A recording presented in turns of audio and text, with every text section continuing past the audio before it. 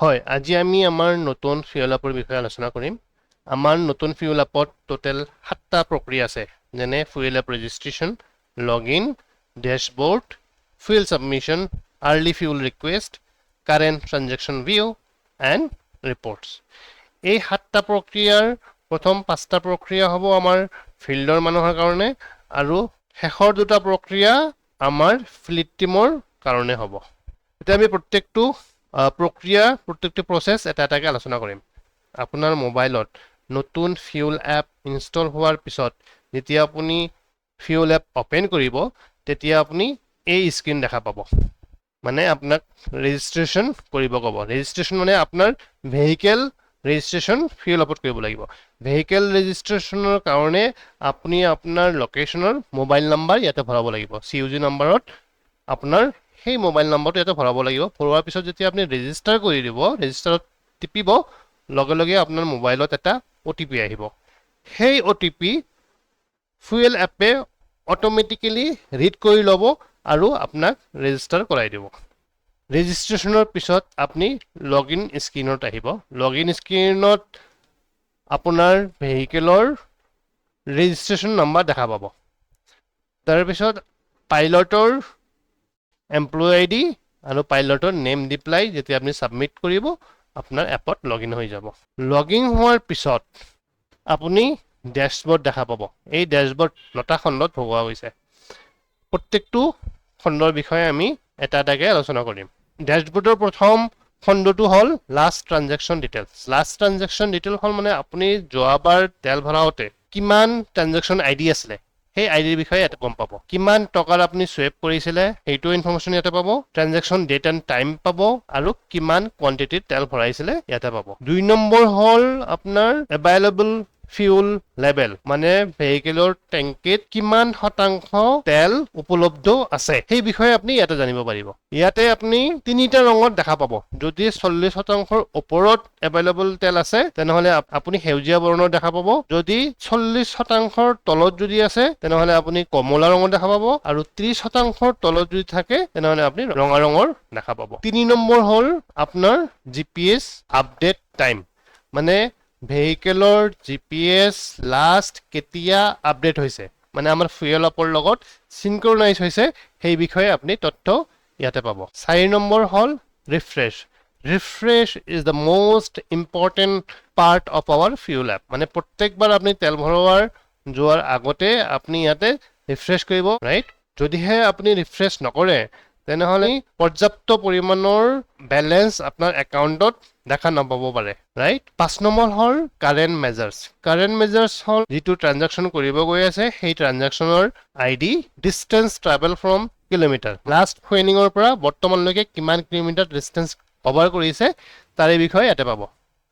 Estimated fuel consumed, মানে কিমান litre তেল আপুনি খৰচ কৰিছে যোৱা ট্ৰানজেকশ্যনৰ পৰা এতিয়ালৈকে, সেই বিষয়েও ইয়াতে পাব। আৰু 6 নম্বৰ হ'ল KMPL। যোৱা 3টা টেংকফুল লেনদেনৰ গড় ভিত্তিত KMPL নিৰ্ধাৰণ কৰা হয়।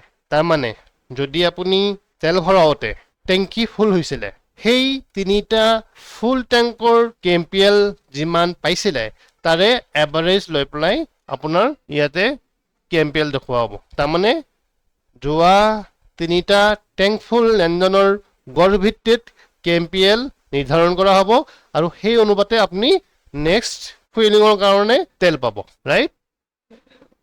এষ্টিমেটেড এলিজিবল এমাউণ্ট, তাৰমানে আপোনাৰ IOCL পেট্ৰ'কাৰ্টত কিমান টকাৰ বেলেঞ্চ আছে, সেই বেলেঞ্চ আপুনি ইয়াতে দেখা পাব।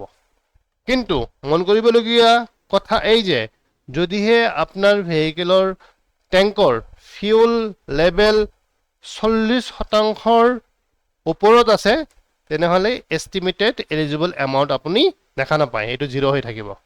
এভেইলেবল ফিউল লেভেল যদি 40%ৰ তলত আহে, তেতিয়াহে এই এলিজিবল এমাউণ্টটো দেখা পাব।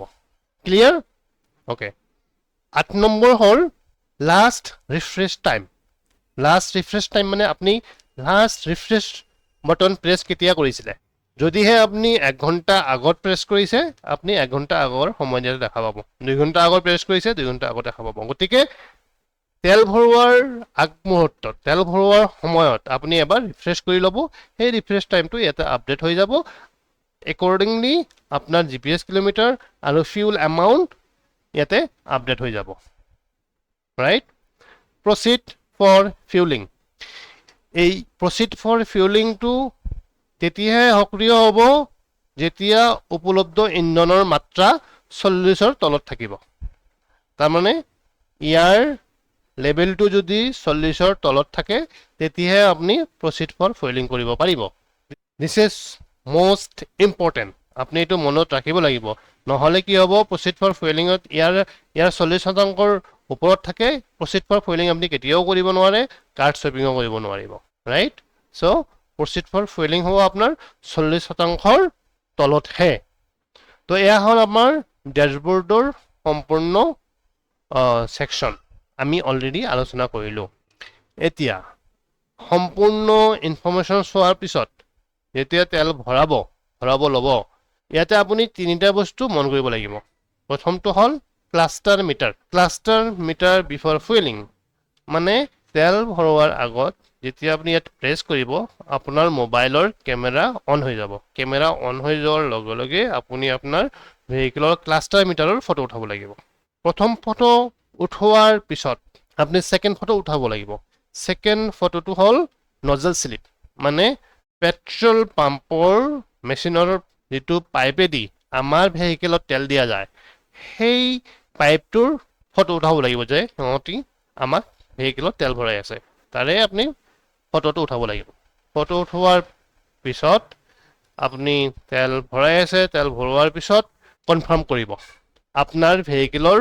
টেংকি ফুল হৈছে নে নাই যদিহে ফুল হৈছে তেনেহলে ইয়েস কৰিব যদিহে ট্যাঙ্ক ফুল হোৱা নাই আপুনি নো কৰিব নো কৰাৰ লগে লগে আপোনাৰ এপৰ স্ক্ৰিনত কেইটামান কোশ্চেন সোধা যাব সেই কোশ্চেন অনুযায়ী আপুনি উত্তৰ দিব তাৰ পিছত আপোনাৰ আৰু এটা ফটো উঠাব লাগিব হেতু হল আপোনাৰ পোষ্ট ক্লাষ্টাৰ মিটাৰ তাৰমানে তেল ভৰোৱা হৈ গ'ল হৈ যোৱাৰ পিছত আপুনি ইয়াতে প্ৰেছ কৰাৰ লগে লগে মোবাইলৰ কেমেৰা অন হৈ যাব আৰু আপুনি ক্লাষ্টাৰ মিটাৰৰ আকৌ এবাৰ ফটো উঠাব লাগিব অলৰাইট ফটো উঠাৰ পিছত আপুনি কাৰ্ড সোয়াইপ কৰি তেল লৈছে নে নাই তাৰ বিষয়ে জনাব আৰু ভেহিকলৰ অডোমিটাৰ ৰিডিং ইয়াতে বহাব লাগিব মানে বৰ্তমান ভেহিকলৰ অডো ৰিডিং ইয়াতে আপোনাৰ এপত অলৰেডি অডোমিটাৰ এটা এপে বহাই দিব যদিহে সেই অডোমিটাৰ শুদ্ধ নহয় তেতিয়াহলে আপুনি আপোনাৰ ক্লাষ্টাৰ মিটাৰৰ অডোমিটাৰ চাই পেলাই সেই অৰ্ডাৰটো ইয়াতে বহাই দিয়াৰ পিছত সাবমিট কৰি দিব এয়া হল আমাৰ সম্পূৰ্ণ তেল ভৰোৱা প্ৰক্ৰিয়া আমাৰ নতুন এপত আমি আৰু এটা নতুন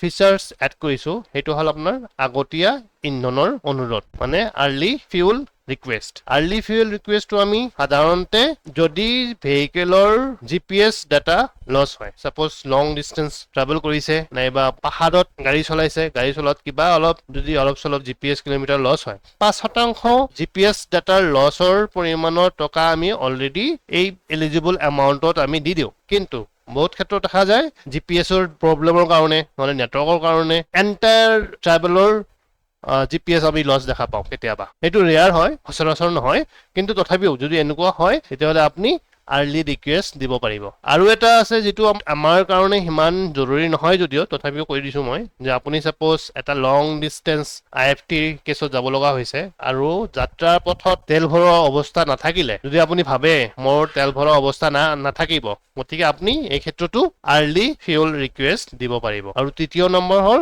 যদি আপোনাৰ ভেহিকল স্পেশাল ডিউটিত আছে স্পেশাল ডিউটিত থকা সময়ত তো আপুনি তেল ভৰাব নোৱাৰিব সাপোজ আপুনি কিবা ভিআইপি ডিউটিত থাকে ভিআইপি ডিউটিৰ কনভয়ত থাকে সেই কনভয়ত থকা সময়ত আপুনি তেল ভৰাব নোৱাৰিব গতিকে সেই ক্ষেত্ৰত আপুনি আগতীয়া ইন্ধনৰ অনুৰোধ দিব পাৰিব ইন্ধনৰ আগতীয়া অনুৰোধ দিয়াৰ পিছত সেই ৰিকুৱেষ্টখিনি আমাৰ ফ্লিট টিমৰ হাতত আহিব ফ্লিট টিমে আমাৰ সম্পূৰ্ণ অনুৰোধখিনি চালিজাৰি চাব আৰু সিহঁতে যদি সব ঠিকে থাকে পায় তেতিয়াহলে এপ্ৰুভ কৰি দিব সিহঁতি অনুমোদন কৰি দিব দিয়াৰ পিছত এপ্ৰুভ কৰি দিয়াৰ পিছত এস্টিমেটেড এলিজিবল এমাউন্ট আহি যাব আৰু আপুনি প্ৰচিড ফৰ ফুয়েলিং কৰিব পাৰিব এইখিনি হল আমাৰ নতুন এপৰ ফিচাৰ্স গতিকে মই আৰু এবাৰ সামাৰাইজ কৰি দিছো প্ৰথম ফিউল এপ ইনষ্টল হোৱাৰ পিছত ওৱান টাইম ৰেজিষ্টাৰ কৰিব লাগিব ৰেজিষ্ট্ৰেচনৰ পিছত পাইলটৰ এমপ্লয় আইডি আৰু নাম দি পেলাই